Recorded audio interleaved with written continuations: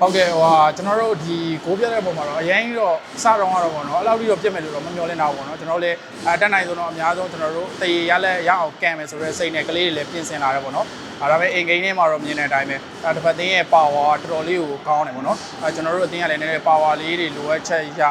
ဒီလောက်ထိကိုးပြတ်သွားတာပေါ့ဟုတ်ကဲ့အပြိုင်မဲ့အသင်းကတော့အစိုးရတုံးနဲ့လည်းတိပြီးသားပဲပေါ့နော်ဒီကလေးတွေဆိုလို့ရှိရင်တော်တော်အတွေ့အကြုံရှိတဲ့ကစားသမားတွေပေါ့ကျွန်တော်မိနစ်ကတွေက19ကိုလက်ရွေးချင်ပါထားတဲ့ကစားသမားတွေလည်းဖြစ်တယ်ပြီးတော့ League 1အဆင့်လောက်ရှိတဲ့အတွေ့အကြုံတွေသူတို့မှတော်တော်ရှိတော့ပြိုင်ဘက်ကောင်းပဲပေါ့နော်တော်တော်လေးဟုတ်ကျွန်တော်လည်းအားရပါရတော့အောင်ပွဲခံလိုက်တယ်ဗျဘာလို့လဲဆိုတော့တစ်ဖက်သင်းရဲ့အနေအထားကတော်တော်လေး strong တဲ့အနေအထားမှာကျွန်တော်တို့အသင်းအနေနဲ့ဒီလောက်ဘိုးပြန်ပြီးတော့ရလိုက်တဲ့အနေအထားကိုပဲကျွန်တော်မှတော်တော်လေးကိုပီတိတော့ဖြစ်တယ်ပေါ့နော်ဒါပေမဲ့အားတော့အားမရခဲ့ဘူးပေါ့ဒါပေမဲ့ရတဲ့နှလုံးကိုပဲကျွန်တော်တေချာလေးအောင်ပွဲတော့ခံလိုက်တယ်ဟုတ်အဓိကတော့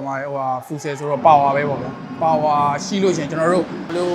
ကစားကွက်ကိုပဲဖြစ်ဖြစ်ပေါ့နော် power မရှိဘူးဆိုလို့ရှိရင်ကျွန်တော်တို့ကဒီကစားကွက်ပုံဖော်နိုင်ဖို့ကတော်တော်ခဲရင်းနေပေါ့နော်အဲ့တော့ကျွန်တော်တို့စီမှာဆိုလို့ရှိရင်လည်းတကယ်individual ကောင်းတဲ့ player တွေတော့ရှိတယ်ဒါပေမဲ့သူတို့တွေကြတော့အားမှကြတော့တော်တော်လေးအားနည်းနေရပါပေါ့အဲ့တော့သူတို့ individual ဘယ်လောက်ကောင်းကောင်းသူတို့ရဲ့အားမရှိတဲ့အတွက်လိုရမရောက်ဘူးပေါ့နော်အဓိကတော့ပြောချင်တာတော့ကျွန်တော်တို့ power ပေါ့နော် power ကတော့ဒီ full set မှာအဓိက100% မှာ80လောက်တော့ကျွန်တော်တို့လိုတယ်လို့တော့ကျွန်တော်မြင်တယ်ပေါ့နော်ဟုတ်ကဲ့ဒီပွဲပြီးတာနဲ့ကျွန်တော်တို့အခန်းထဲမှာလည်းကလေးတွေကိုလည်းအားပေးဖြစ်တယ်ပေါ့နော်ကျွန်တော်တို့ဒီပွဲအရှိနှစ်ပွဲပြီးသွားပြီအဲ့နှစ်ပွဲကကျွန်တော်တို့ပြောမယ်ဆိုကျွန်တော်တို့သင်းတို့ကဆောင်းပွဲစစ်တယ်လို့ပဲပေါ့နော်အားနေမှန်းနဲ့ကန်ခဲ့ရတယ်ပေါ့ဒါပေမဲ့လာမယ့်ပွဲတွေမှာကျွန်တော်တို့အမှတ်ရဖို့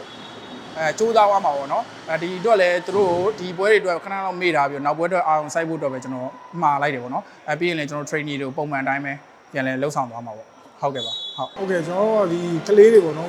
19လက်ရွေးစင်ပါတဲ့ကလေးတွေလည်းတက်ပြေးထားတယ်နောက်အပြင်ကနေလည်းကောင်းတဲ့ကလေးလေးဖြည့်ထားပြီးတော့လေကျွန်တော်တို့တော့သွားနေတာတော့ချန်ပီယံလမ်းကြောင်းပေါ့နော်ချန်ပီယံရရှိရအောင်စူးစမ်းနေတယ်ဟုတ်ကဲ့အခုဒီနှစ်ကမနှစ်ကအဟောင်းကစားသမားတွေရောမပါဘူးခင်ဗျာကျွန်တော်တို့ဒီမှာပါတာအခု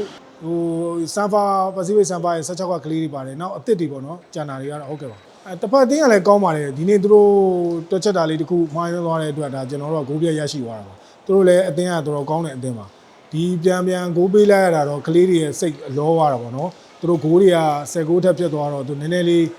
စိတ်လောသွားပြီးတော့အရန်အရှိတက်သွားတဲ့အတွက်ဒါဂိုးတွေကအမှားယွင်းနေရတယ်ပြန်ပေးလိုက်ရတာ training ကာလကတော့အခုကတပတ်တပွဲပြည့်တဲ့အတွက်ကျွန်တော်တို့ကလုံလောက်ပါတယ်ခင်ဗျာဘာဖြစ်ဒီတပတ်လုံးကိုကလှုပ်ပြီးမှစနေ